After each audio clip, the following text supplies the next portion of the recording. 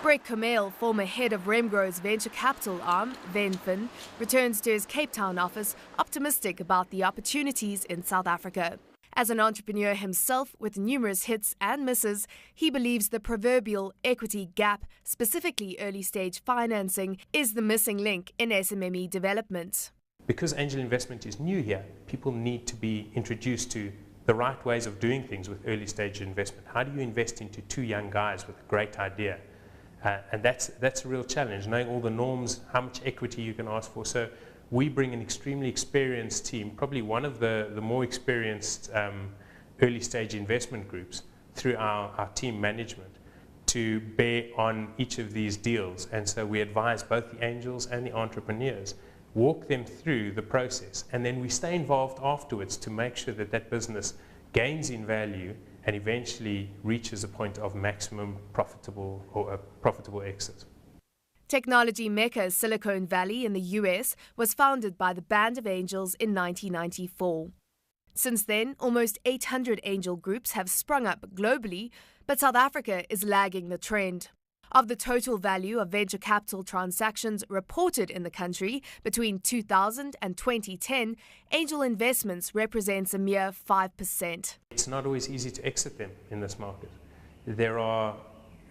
It's very easy to get private equity funding for a business that's 5 or 10 years down the line, has a proven track record, 10 years of profits, but to get that for a business that's 3 years down the line, that is maybe about to hit profits, but right now is full of promise, far more challenging. Other markets such as the US, Canada, and even some of the emerging markets have a far better track record of exiting those. So much so that in our experience we've had to actually start looking at international exits. So we've had to put in a lot of work to build international networks. One company that has capitalized on the gap in the market is Richmark. The company with offices here in Sandton, Johannesburg, now has around 100 investments ranging in value from a few R100,000 up to R1 billion. One of its investments, Blue Chip Media, has grown in value tenfold in just under 2 years. Our vision is to take touchscreen technology to the end consumer. It's really converting physical printed material into an electronic format. What the product does is really it becomes a silent salesman. So when a consumer walks into store, they can make an effective decision on what they're trying to purchase. So really they can compare products, interact with the product on a live device, in this case mobile. It'll give you a little bit of detail on the device, obviously the pricing, and they can compare. So the sale's already done. As investors shy away from volatile, risky markets and banks hold back on granting credit, angel investing is growing in appeal. A lot of people are going to banks and getting denied credit. It's about capital adequacy ratios and that type of thing. So we're seeing a lot more people approaching us. We're being inundated with business plans, but there's only so much we can commit to in terms of time and resources at any given point. Cape Town-based technology entrepreneur Eric Edelstein believes that angel investing is becoming a lot more sophisticated, but the price tag entrepreneurs set is a key factor. For me, one of the biggest deal breakers, and I think this is for all angel investors, is the valuation of the company. Because in the angel space, there's a certain range that angels are prepared to back in, and if the entrepreneurs want to give away too little equity or want too high a valuation, the angel investors will often back away even if the idea is a good idea. The angels need to have a high return on their money.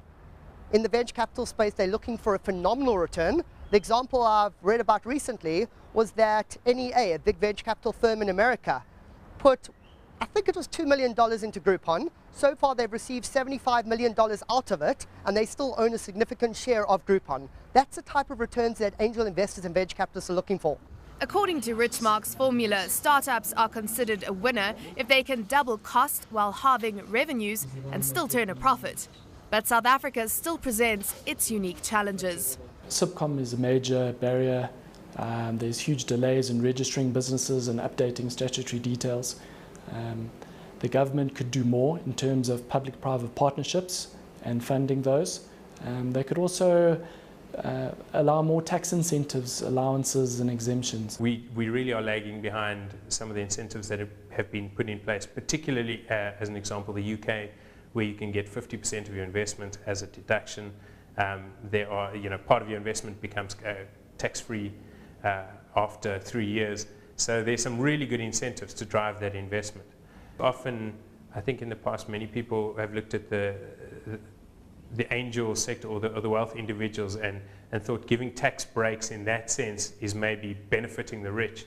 But actually in most of the markets where angel investing has been operating for years now, they've seen the massive drive of money into early stage business and how that has then had a knock-on effect into the SME sector. Because the government has done things with the Jobs Fund, but a lot of those have been aimed at bigger corporates. We need to see more incentives driven to get people who have money and interest and people who want to support the sector, that gives them the tools to be able to do so. Because that's really the only place that we're ever going to get the sustainable jobs is if we start driving small investment growth.